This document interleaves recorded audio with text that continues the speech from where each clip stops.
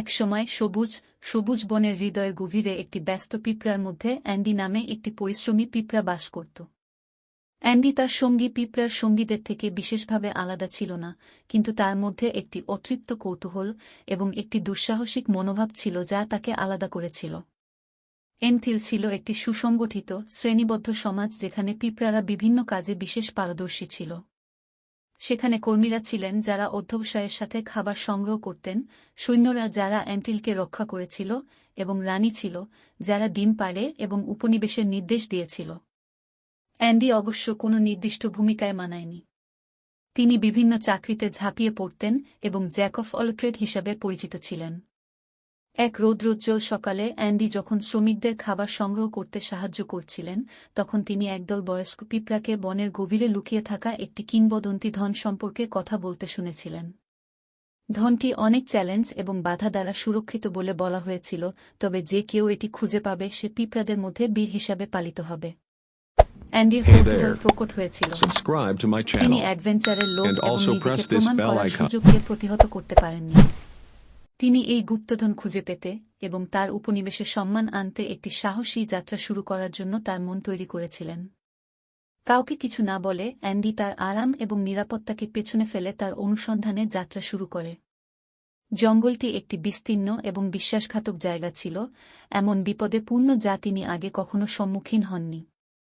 তিনি ধূর্ত মাকড়সা, পিচ্ছিল শামুক এবং সুউচ্চ গাছের মুখোমুখি হয়েছিলেন যেগুলি তার পথকে অবরুদ্ধ বলে মনে হয়েছিল। দিনগুলি সপ্তাহে পরিণত হওয়ার সাথে সাথে অ্যান্ডি অসংখ্য চ্যালেঞ্জের মুখোমুখি হয়েছিল। তিনি দ্রুত প্রবাহিত স্রোত অতিক্রম করেছেন, ঘন আন্ডারব্রাশের মধ্য দিয়ে চলাচল করেছেন এবং এমনকি ক্ষুধার্ত পাখির তীক্ষ্ণ ঠোঁট থেকেও রক্ষা পেয়েছেন। কিন্তু তিনি চাপ দিয়েছিলেন তার দৃঢ় সংকল্প এবং সেই গুপ্তধন আবিষ্কারের আশায় যা তাকে নায়ক করে তুলবে।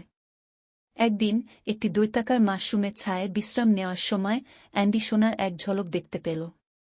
একটি ছোট অলঙ্কৃত বক্ষ প্রকাশ করার জন্য পৃথিবীকে খনন করার সময় তার হৃদয় উত্তেজনায় ছুটে গেল। কাঁপানো অ্যান্টেনার সাহায্যে তিনি ঝকঝকে রত্নপাথর এবং মূল্যবান ধাতুর সংগ্রহ প্রকাশ করার জন্য এটি খুললেন। এই ছিল কিংবদন্তিক ধন।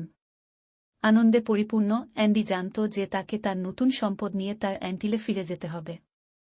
তিনি তার পদক্ষেপগুলিকে ফিরিয়ে নিয়েছিলেন, নতুন পাওয়া স্থিতিস্থাপকতার সাথে বাধাগুলি অতিক্রম করেছিলেন এবং অবশেষে বাড়ি ফেরার পথ খুঁজে পেয়েছিলেন।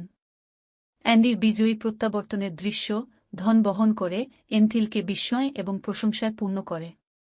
তিনি কেবল গুপ্তধন আবিষ্কার করেননি, বরং সাহস, সংকল্প এবং নিজের উপর বিশ্বাস করার শক্তি সম্পর্কে মূল্যবান পাঠও শিখেছিলেন।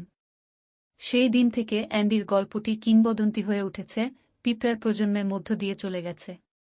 তিনি একজন সম্মানিত নেতা হয়ে উঠেছিলেন, সবাইকে মনে করিয়ে দিয়েছিলেন যে মহত্বের মধ্যেই পাওয়া যায় এবং কখনো কখনো অসাধারণ অর্জনের জন্য সামান্য পিঁপড়ার আকারের সাহস লাগে।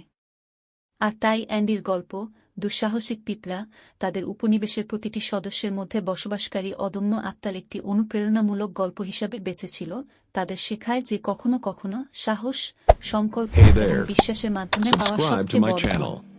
And also press this bell icon.